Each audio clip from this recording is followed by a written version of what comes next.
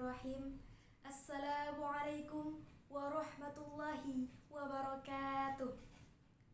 Innal hamdalillah nahmaduhu wa nasta'inuhu wa nastaghfiruh wa na'udzu billahi min shururi anfusina wa min sayyiati a'malina may yahdihillahu fala mudhillalah wa may yudlilhu fala hadiyalah. Asyhadu an la ilaha illallah wa asyhadu anna Muhammadan abduhu wa rasuluh. Amma ba'du. Yang saya hormati dosen pengampu mata kuliah Bahasa Indonesia yang terhormat Ibu Sri Nurma MPDI dan rekan-rekanku yang berbahagia. Yang pertama-tama dan yang paling utama, marilah kita panjatkan puja dan puji syukur kita atas kehadirat Allah Subhanahu wa Ta'ala, yang mana atas ridho dan maunahnya kita dapat berkumpul di tempat yang insyaallah penuh barakah ini. Dan tak lupa sholawat serta salam tetap tercurah limpahkan kepada junjungan kita Nabi besar Muhammad Sallallahu Alaihi Wasallam, yang telah membawa kita dari zaman kegelapan menuju alam yang terang benderang, dari zaman kehancuran menuju zaman kemenangan pada saat ini. Dan tak lupa pula saya ucapkan terima kasih kepada saudari MC yang telah memberikan sedikit waktunya kepada saya untuk menyampaikan sepatah dua patah kata dalam pidato kali ini dengan judul Menyelamatkan Generasi Bangsa dari LGBT. Teman-temanku yang berbahagia, Rasulullah Shallallahu Alaihi Wasallam bersabda, sesungguhnya yang paling aku khawatirkan atas umatku adalah perbuatan kaum Lut alaihissalam. Hadis riwayat Tirmidzi. Yang mana ketika itu dalam sejarah negeri Sodom hancur atas azab dari Allah Subhanahu wa Ta'ala, dikarenakan kaum Nabi Lut alaihissalam tidak mendengarkan seruan Nabi Lut alaihissalam untuk kembali ke jalan yang diridhoi oleh Allah Subhanahu wa Ta'ala.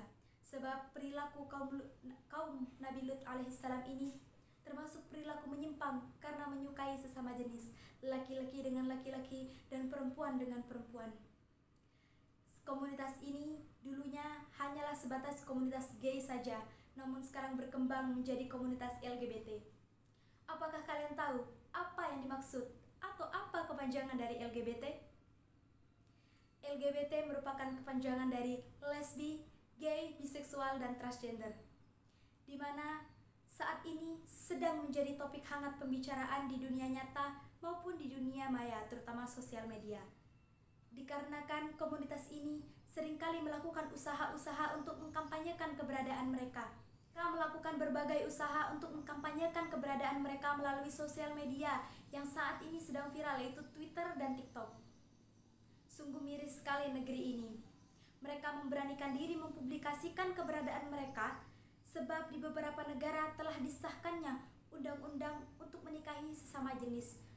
Contohnya di negeri Paman Sam, Amerika, dan berlanjut kepada negara-negara Eropa lainnya.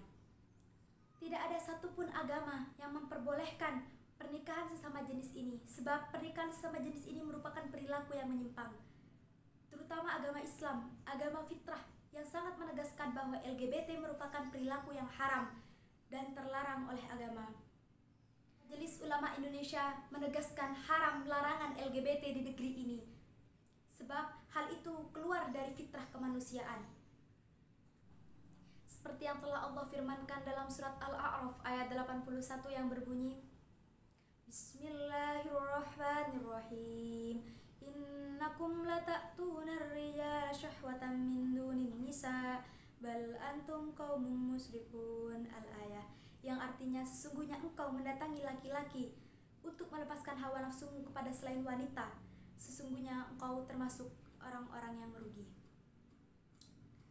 Lantas, apa hubungan antara komunitas LGBT dengan para pemuda-pemudi bangsa? Para pemuda-pemudi bangsa, khususnya para remaja, seringkali terjerat dalam komunitas LGBT ini disebabkan karena beberapa faktor masalah. Yang pertama, broken home, cinta terlarang, pergaulan bebas, dan lain sebagainya. Oleh karena itu, perlu dilakukan berbagai usaha untuk menghindari dan mencegah para pemuda-pemudi bangsa dari maraknya kasus LGBT di negeri ini. Sebab remaja, pemuda-pemudi generasi bangsa ini merupakan aset bangsa yang harus dijaga dan dibina, serta dihindari dari komunitas-komunitas negatif yang berpengaruh buruk terhadap perkembangannya. Dapat dilakukan Yang pertama adalah negara harus membuat undang-undang yang tegas tentang larangan LGBT di negeri ini. Yang kedua, pemuka agama harus senantiasa menjalankan profesinya sebagai pendakwah da'iyah yang melakukan pendekatan secara online maupun offline. Dakwah seperti dakwah dengan tulisan di blog dan lain sebagainya. Yang ketiga, peran orang tua dan guru dan sangat berpengaruh sebab orang tua dan guru merupakan komponen yang sangat dekat dengan anak-anak.